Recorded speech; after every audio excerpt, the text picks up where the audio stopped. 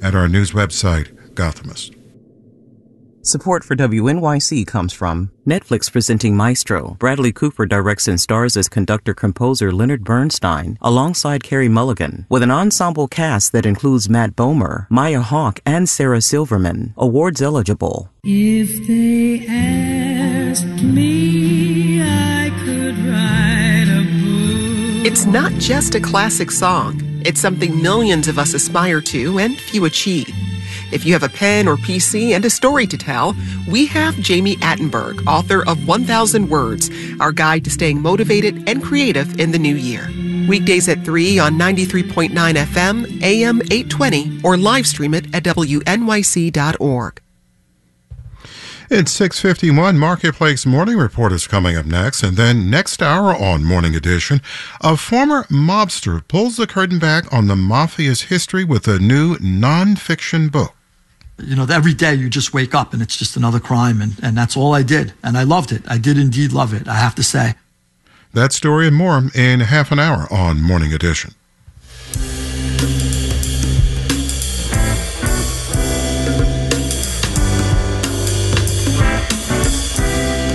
It is cold out there this morning. We're at 31 in the city, clear skies.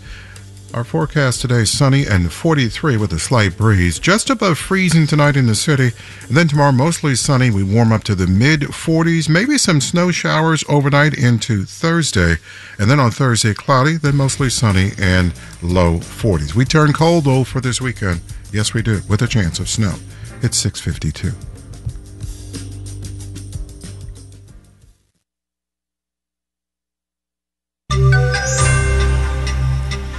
It's the first work day of 2024, and for millions of Americans, that means a pay bump.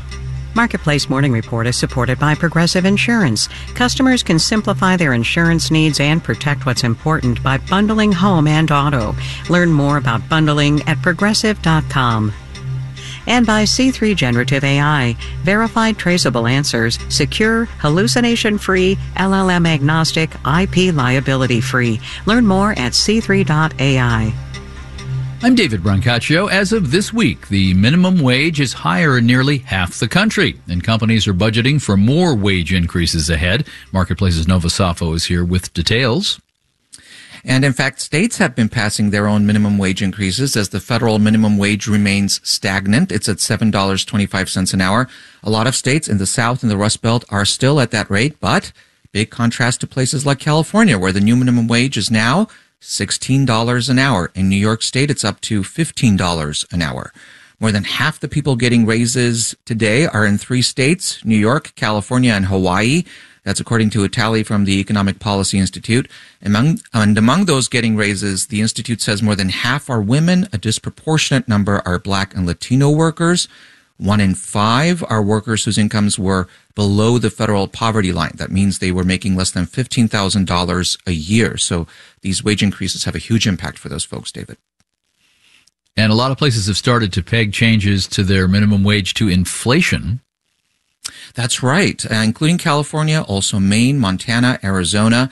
And again, these are about minimum wages. Employers, a lot of them are outpacing those minimum wage increases. Walmart, for instance, has set its starting wages between $14 and $19 an hour. According to the Conference Board think tank, companies expect to pay their employees about 4% more this year than they did last year, David. All right, Nova, thank you. Now, not to be that guy, but it's also a new tax year. In 2024, the IRS is trying something new. Some taxpayers in 12 states will be able to electronically file their federal returns directly with the IRS, as opposed to using third parties. Marketplace's Stephanie Hughes has more. To start, the pilot will be limited to people with relatively simple tax returns, says University of Texas accounting professor Lisa DeSimone. If you itemize your deductions, for example, it's not going to be an option for you because that adds a lot of complexity to your tax return. People who claim certain credits or have gig income are also not eligible. DeSimone says this new program comes after the Treasury Department found that very few eligible taxpayers were using the IRS's existing free file program, which relies on outside vendors. A lot of the companies that were supposed to be offering these products for free were directing taxpayers instead to their paid products. The IRS estimates making the program available to taxpayers on a broader scale could cost up to $249 million annually. Matthew Gardner is with the Institute on Taxation and Economic Policy. If that sounds like a lot, to put this in context, Americans spend something like $14 billion a year on tax prep right now. And the idea here, he says, is to reduce both the money and time we all spend doing our taxes. I'm Stephanie Hughes for Marketplace. Stock index futures are pointing to a lower opening on Wall Street for this first trading day of the year. S&P futures down 0.6%. NASDAQ futures are down almost 1%. In other marketplace stories making headlines, the people negotiating the big golf merger missed their end-of-year deadline, with talks now extended. PGA Tour is based in Florida, and Live Golf is based in Britain and Saudi-owned. PGA is set to hold control of the combined firm's board of directors. U.S. antitrust authorities will likely review all of this. And wholesale property insurance rates are expected to rise by 50% this new year, with costs likely to be passed down to regular property owners. It's about the global cost of insuring catastrophes, from major storms amid climate change to earthquakes. Last year, wildfires in Hawaii and the Turkey and Syria quake contributed to $100 billion in global insurance losses, down slightly from 2022, but well above the old normal, industry estimates say. Marketplace Morning Report is supported by UiPath. More than 10,000 organizations use the UiPath AI-powered business automation platform to put AI to work. UiPath.com/marketplace. UiPath, the foundation of innovation. And by Financially Inclined, a podcast from Marketplace, is all about money lessons for living life your own way. Listen to the new season wherever you get your podcasts. With the new year comes new costs for medicines. Drug makers plan to raise prices on more than 500 drugs this month, according to the healthcare research firm 3 Axis Advisors. Here's Marketplace's Kristen Schwab. There are only a few things certain in life: death, taxes, and apparently increases to prescription drug prices at the beginning of the year. Antonio Chacha is president of 3 Axis Advisors. So January is the hotbed of prescription drug pricing changes. Mostly because that's also when insurance plans turn over.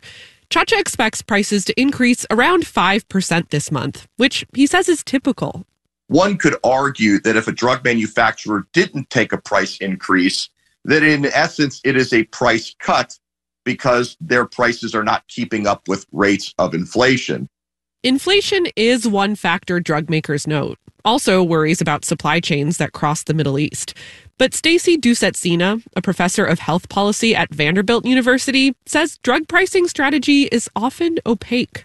These price increases can be pretty arbitrary. I think that's one thing that really frustrates the average person and the policymakers around drug price increases.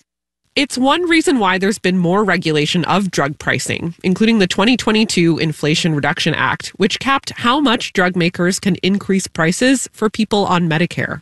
So now they're limited to increasing prices only at the rate of inflation. But that doesn't shield everyone else from rising costs. And everyone else includes health insurers, pharmacies, and you.